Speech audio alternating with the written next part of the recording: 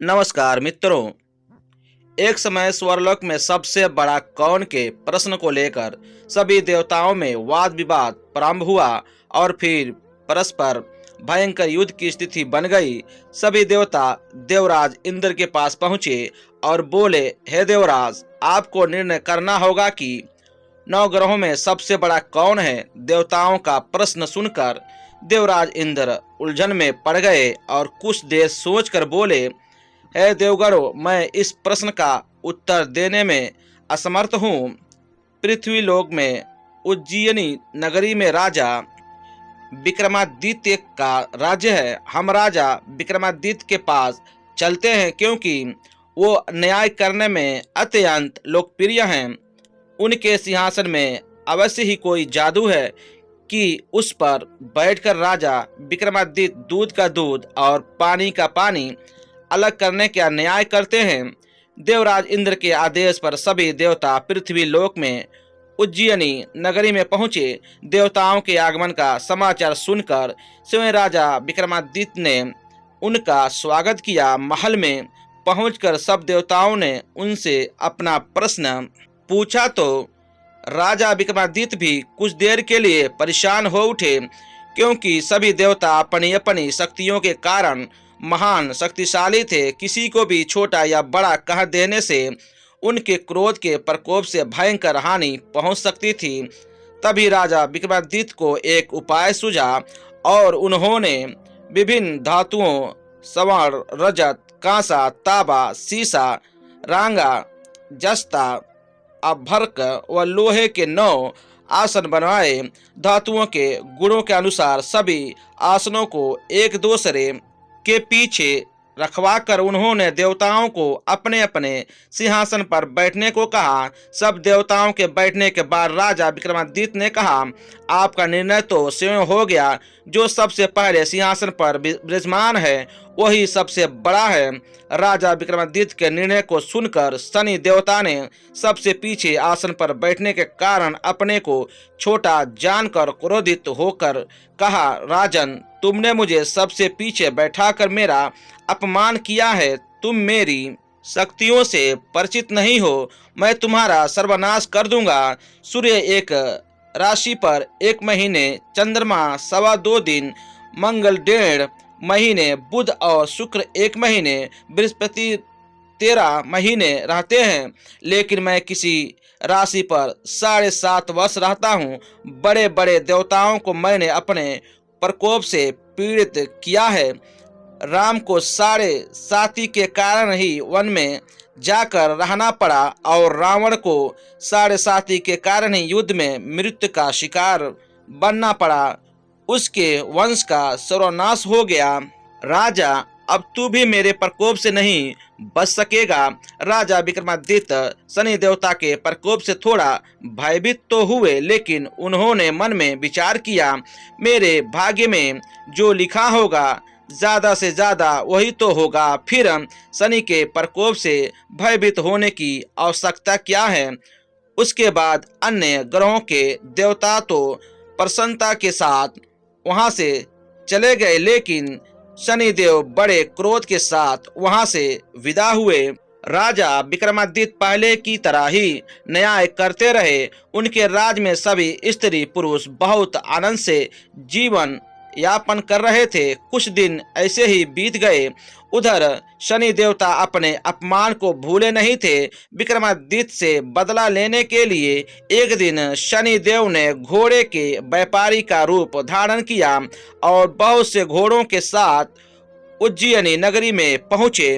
राजा विक्रमादित्य ने राज्य में किसी घोड़े के व्यापारी के आने का समाचार सुना तो अपने अश्वपाल को कुछ घोड़े खरीदने के लिए भेजा। अश्वपाल ने वहां जाकर घोड़ों को देखा तो बहुत खुश हुआ, लेकिन घोड़ों का मूल्य सुनकर उसे बहुत हैरानी हुई। घोड़े बहुत कीमती थे।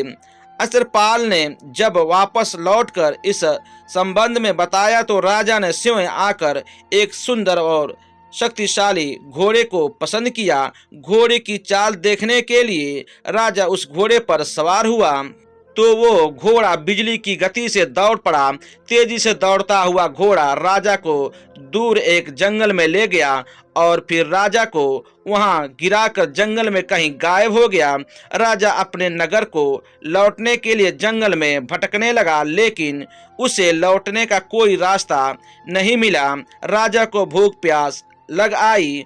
बहुत घूमने पर उसे एक चरवाहा मिला। राजा ने उसे पानी मांगा। पानी पीकर राजा ने उस चरवाहे को अपनी अंगूठी दे दी। फिर उससे रास्ता पूछकर वहां जंगल से बाहर निकलकर पास के नगर में पहुंचा। राजा ने एक सेठ की दुकान पर बैठकर कुछ देर आराम किया। उस सेठ ने राजा से बातचीत की तो राजा ने उसे बताया कि मैं उज्जैनी से आया हूँ। राजा के कुछ देर दुकान पर बैठने से सेठ जी की बहुत बिक्री हुई। सेठ ने राजा को बहुत भाग्यवान समझा और उसे अपने घर भोजन के लिए ले गया। सेठ के घर में सोने का एक हार खूंटी पर टका हुआ था। राजा को उस कमरे में अकेला छोड़कर सेठ कुछ देर के लिए बाहर गया। तभी एक आश्चर्यजनक घटना घटी।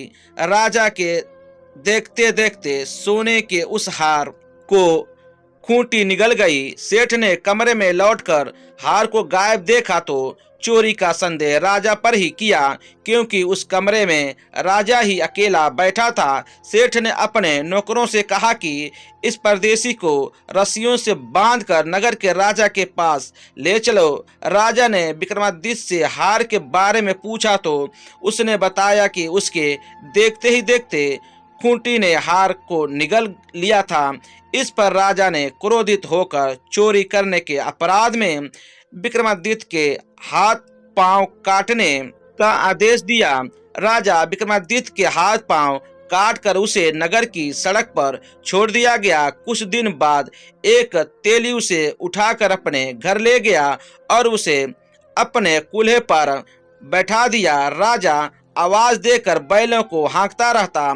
इस तरह तेली का बैल चलता रहा और राजा को भोजन मिलता रहा। शनि के प्रकोप की 7.5 पूरी होने पर वर्षा ऋतु प्रारंभ हुई। राजा विक्रमादित्य एक रात मेघमल्हार गा रहा था कि तभी नगर के राजा की लड़की राजकुमारी मोहिनी रथ पर सवार उस तेली के घर के पास से गुजरी। उसने मेघमल्हार सुना तो उसे बहुत अच्छा लगा और दासी को भेजकर गाने वाले को बुला लाने को कहा। दासी ने लौटकर राजकुमारी को अपंग राजा के बारे में सब कुछ बता दिया। राजकुमारी उसके मेघमल्हार पर बहुत मोहित हुई थी, अतः उसने सब कुछ जानकर भी अपंग राजा से विवाह करने का निश्चय कर लिया। राजकुमारी ने अपने माता पिता से जब ये बात कही तो वे हैरान रह गए। राजा को लगा कि उसकी बेटी पागल हो गई है। रानी ने मोहिनी को समझाया, बेटी तेरे भाग्य में तो किसी राजा की रानी होना लिखा है, फिर तो उस अपंग से विवाह करके अपने पांव पर कुल्हाड़ी क्यों मार रही है। राजा ने किसी सुंदर राजकुमार से उसका विवाह करने की बात कही, लेकिन राजकुमारी ने अपनी जिद नहीं छोड़ी।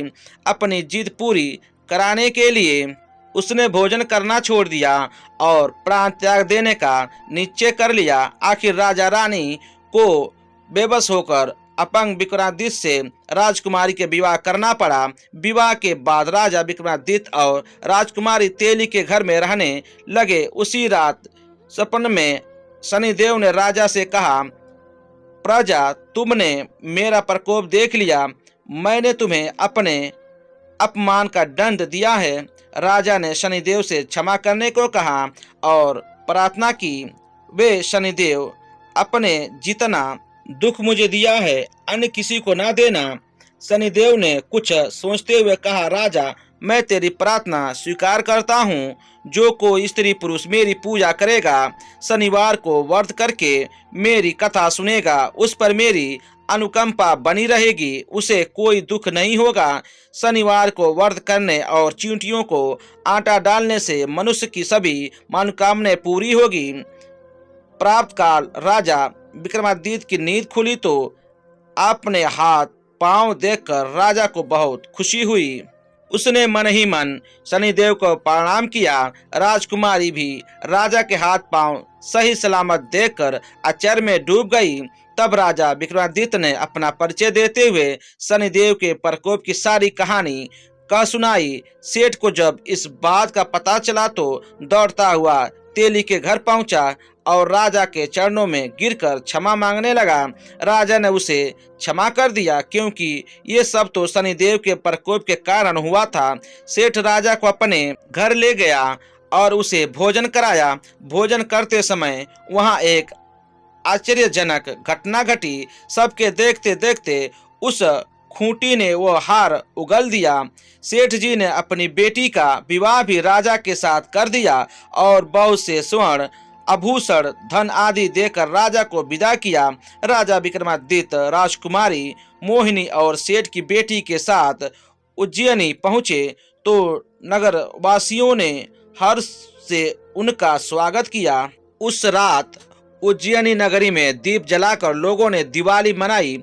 अगले दिन राजा विक्रमादित्य ने पूरे राज्य में घोषणा करवाई, शनिदेव सब देवों में सर्वश्रेष्ठ हैं। प्रत्येक स्त्री पुरुष शनिवार को उनका व्रत करें और व्रत कथा अवश्य सुने। राजा विक्रमादित्य की घोषणा से शनिदेव बहुत प्रसन्न हुए। शनिवार को व्रत करने और कथा सुनने के कारण सभी लोगों की मनोकामनाएं शनिदेव की अनुकंपा से पूरी होने लगी। सभी लोग आनंद पूर्वक रहने लगे।